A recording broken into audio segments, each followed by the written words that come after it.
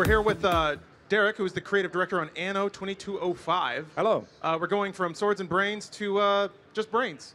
Anno's We'll see. a little more intellectual, so maybe Less swords.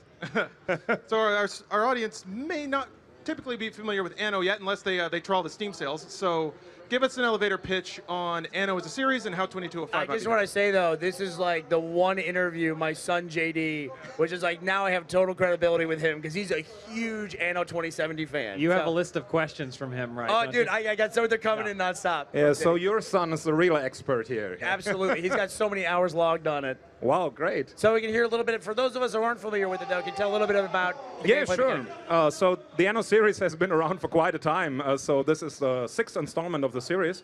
And the first Anno games, they were all in historical settings. So with the last one, the one your son played, 2070, we moved into the future for the first time with our strategy building game. So basically, it's a city builder, but it has more features. Economy is also playing a huge part. There's military, some diplomacy going on, so it has a very wide feature range, and it's a game you play in a calm environment just to relax yourself and enjoy your creation. Yeah, so it's almost like digital sea We got some monkeys. footage up here now. Yeah, what we see now here, so for the first time in this Anno game, we will actually leave Earth behind. Not behind, but we start on Earth, but we will go further and make our own colonies up on the moon with these spaceports that you see on screen. I was curious. So obviously, there's a play between Earth and the Yes, moon. yes. How does that work? How do the two environments work together? In the previous Annos, we had just like one big game world, and you build up your empire from scratch there. It's the same, but the change is that we have more than one game worlds, and they're connected. So the more you play the game, you unlock more areas you can choose from where to go next. And so one of these destinations is to go to the moon, and so they are connected. You are shifting goods from one session to the other. Moon cannot exist without Earth, obviously, because they're not self-sufficient right from the beginning, right from the start. So you have to support them with your empire that you already built on Earth. So they're all connected, and then they give their resources back to Earth, so you have a better life there. It's interesting that that's still spiritually Anno, because I played the ones that were still historical. Yeah. And they were all about colonialism and trade, and it sounds like it's the exact same thing, just planet to planet instead of continent to continent. Yeah, with the last one, we had a different focus, so it was about more about the environment, climate change, stuff like that. And with this one, we thought we wanted to have an approach that's more true to the game series core, and that's more about exploration, more positive moving forward. And so we thought, yeah, we could go to the moon and explore that, because obviously we've been there in the 60s, but it's time to go back, I think. But we talked to a lot of scientists and people that care about the future, because it's a game that has to be believable. That's part of the series, so we cannot just go off with our fantasy anywhere and do whatever we want. It has to feel believable, so we asked them about this moon thing, how can it work, when can we go back there, what would we find there, so everything has a purpose in this game, so there's a background to it, but of course, still it's a game, so not everything will be like that in the year 2205. And don't forget, if you have questions, sure. Derek, and for the development of the game at all, just tweet us at #RTE3. And I'm going to pull a little bit of nepotism, and I'm going to pull our first question from JD Burns. As a player of the game, he has a lot of questions about it. One of the questions you want to know was about the voting in the game. Will we be able to vote on events like you can in Anno 2070? Yeah, voting, if it would be in the game, would be one of the online features. And sadly, I'm not supposed to talk about these kind of features right now, but okay. There's some online features, even though you can play the game offline if you want. So after you register, you can play the whole game offline. But yeah, if you're online, then you have some additional benefits, additional features. So voting could be one of them, but we'll see in the future. Okay. I love that JD has the hardest hitting question so far.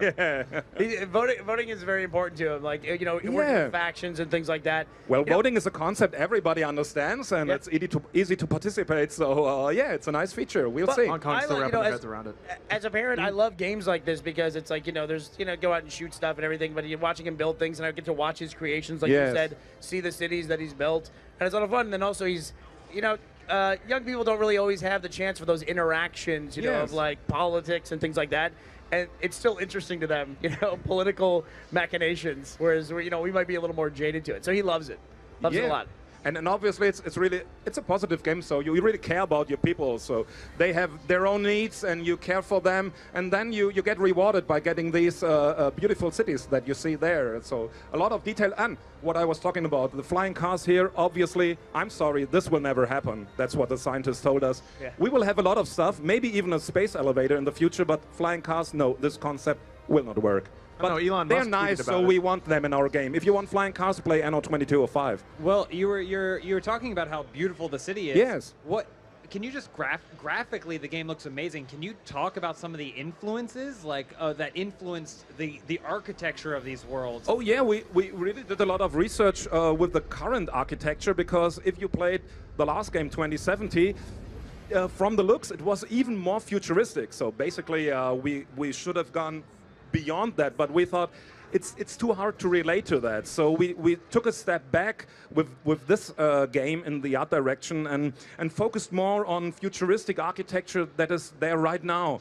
And then went beyond it with some things, but we felt it's easier to relate to that than to go too far away, because then it does not feel like your city, but some city created by aliens. So we didn't want to go that far. So we are really satisfied with what we did, and have the feeling that you really can relate to your city, and you really feel it's a place that you would like to live yourself in one day in the future.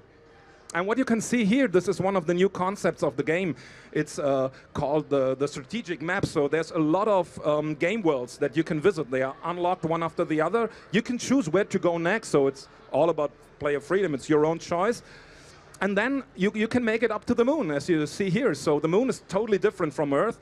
It's a little colder, more mystical place. Obviously, no animals, no wildlife, no real environment, just rocks and a lot of mining going on there. So it's really a place where you go to that's more hostile than Earth. And the structures look entirely different. Yes, and you have to protect yourself. So you see a lot of shield generators there in the moon craters. So that's what the scientists told us. When we go up there, we will build our settlements, our colonies inside the craters, because they are more protected.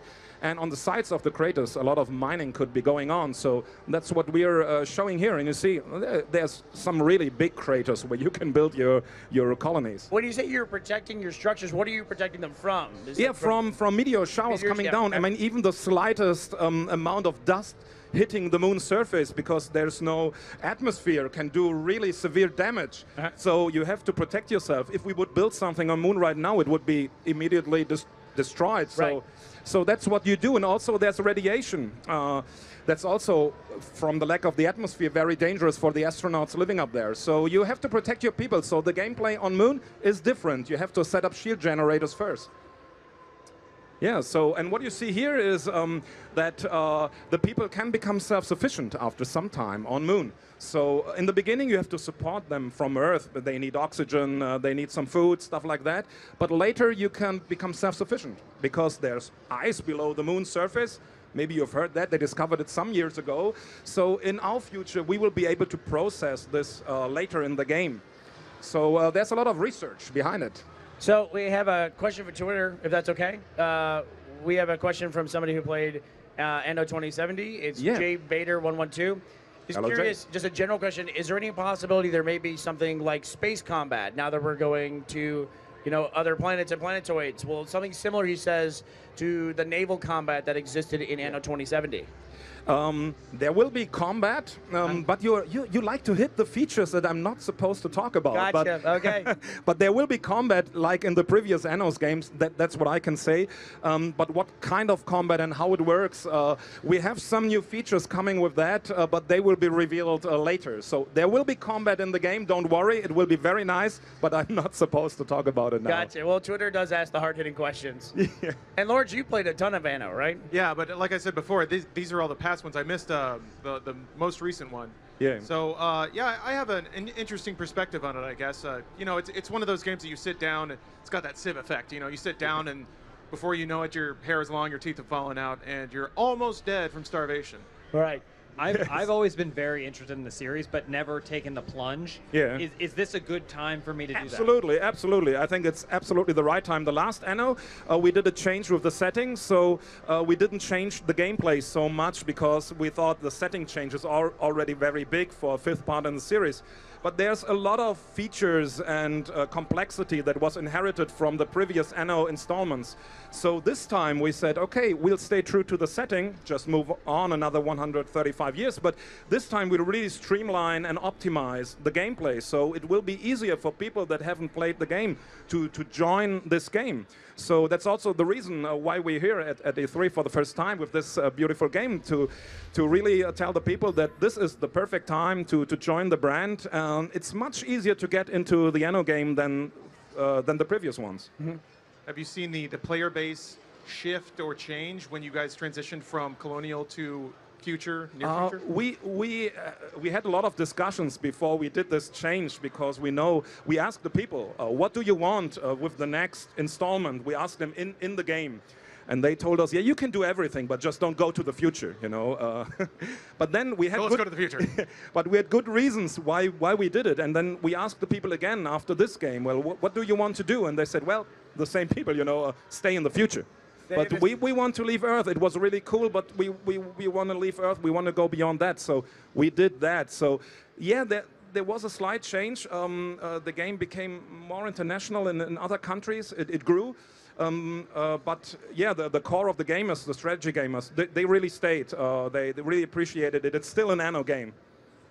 And you've worked on the series for quite some time. Yes, absolutely. But this is the first time that you've ever brought the game to E3, correct? Yes, yes. Personally, it's my fourth Anno in a row. So I've been working on 1701, 1404, 2070, and you know, a lot of numbers, and now 2205. But it's the first time for us, as I said, to be here at E3, and we are absolutely proud to be here. What has this experience been like for you, coming to E3 for the first time? Oh, it's great. It's you know, we have Gamescom in Cologne. But right. Yeah, it's really different. It's like it's consumer-oriented. So there's a lot of people. It's really sticky. So here, it's really a cool atmosphere. I really like it. Yeah, Gamescom is it's probably the biggest gaming convention in the world that I'm aware of. Yeah, at I least think the so. Western world. I think last year they had 350,000 attendees at Gamescom. Yes. Yeah. So you get really stuck there if you want to see something. Yeah. Right. All right, well, Derek, I think we're out of time, but thanks for coming by. Congratulations on your debut at E3. But we have got... we've got Joel and Ryan Musselman over at the Twitter wall. Hey, how's it going?